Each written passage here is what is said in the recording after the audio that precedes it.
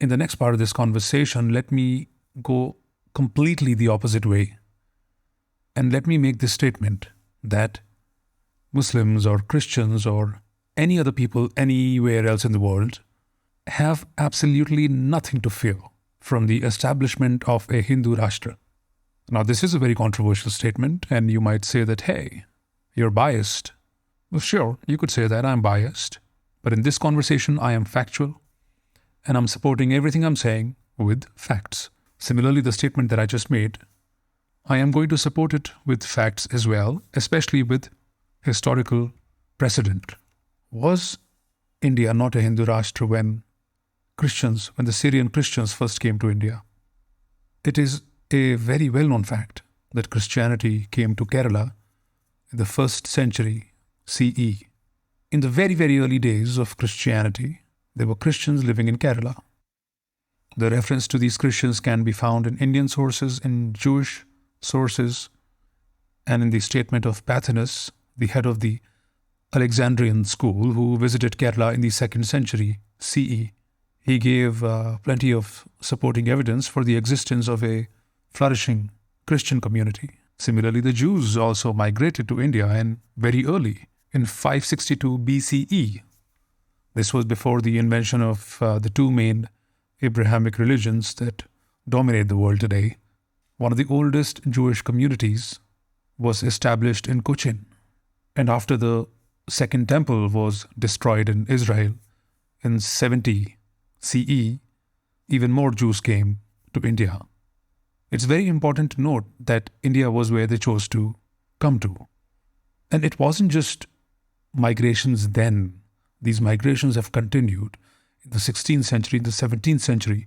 Facing prosecution at the hands of the Muslims, the Jews migrated to India. And not many people know that a lot of the Jews, they settled in North India and even in Kashmir. And by the 18th century, and I think since then, Bombay has been the center of the Jewish community. And these guys flourished. If you are from Bombay, you must have heard of the Sassoon Library, the Sassoon Docks. They were built by the Sassoon family, who were known as the Rothschilds of the East. They were so rich. They were so good at trade. They came to India and they were allowed to flourish. And they became extremely rich. Even to this day, many of the prominent buildings in Bombay were built by this Jewish family. Similarly, the Arab traders, the Muslim traders, when they came to India, they were welcomed and they were allowed to flourish. One of the oldest Islamic structures in the world is the Cheraman Jumma Mosque. It is in Kerala and it was built in the 7th century. These are the very early days of Islam, and it's said that this mosque was built when Muhammad, the Prophet of Islam, was still alive.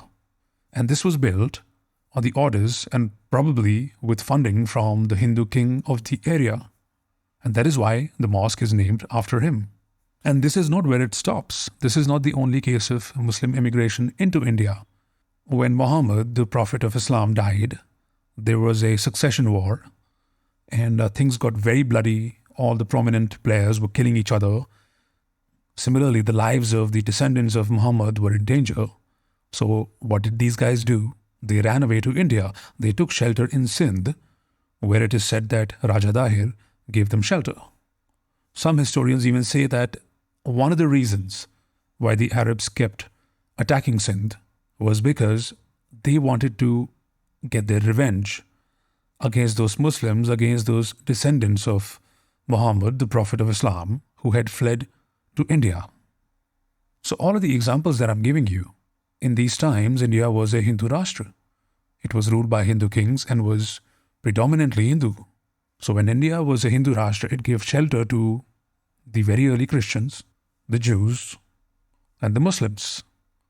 And of course, everybody knows the story of the Parsis, the Persians, when they were facing oppression at the hands of the Muslims in Persia, in current-day Iran. The Parsis ran away to India. They came to Gujarat and they settled in Gujarat. Some of them settled in Bombay. And to this day, some of the most prominent people, not just in Bombay, but in the whole country, are the Parsis. Look at the Tatas, look at the Godrej. They came to India in a very terrible state. They were allowed to flourish. They were allowed to trade.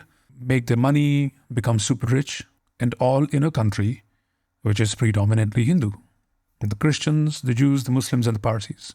There are so many examples of India being the first choice of refugees, such strong historical precedents.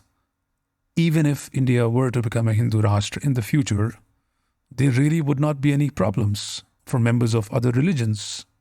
And whatever negative discussion is prevalent nowadays, it's mostly just an attempt to deepen fault lines. And to be honest, India is secular because India is Hindu. Unlike the Abrahamic religions, there are no Hindu books that tells us to kill the unbelievers, to humiliate them, to tell them that they're going to go to hell, to tell the whole world 5 times a day that only my God is the true God, everybody else is a fake God. The Hindus are constantly told to prove their secular credentials. You have a 2,000-year-long proof of these secular credentials. What else must the Hindus do to prove that a Hindu Rashtra will not be detrimental to anybody, that it is not a bad idea? And the reality is that the Hindus must not even do that. So the Western media can keep harping about Hindutva. The national media can keep talking about the Hindu majority. But the reality is that India is secular because India has a Hindu majority. Because Hindus are pluralistic and inclusive by default. And the things that I've just told you about, the history that I have just narrated to you, is a proof of that. And yet, these attempts to get Hindus to prove their secularism will not stop. And that is why the Hindus must stop becoming a carpet for everybody to walk upon. And they must stop trying to prove their inclusivity and their secularism. You can take your current appeasement and multiply that by 100. It still will not make a difference. You can jump through 1,000 more hoops. It is not going to make a difference because in India, secularism means anti-Hindu. And secularism is a one-way street. As Sitaram Goel said, although all secularists may not be scoundrels, all scoundrels in India are secularists. I hope you've enjoyed listening to this podcast. And I hope that next time somebody talks about the issues with the Hindu Rashtra, you would be able to counter them with a fact-based reply. If you're still listening to this podcast, please send me a message because I would like to thank you. And write to me, suggest me a name for this podcast. I still don't know what to call it. Till the next time I see you.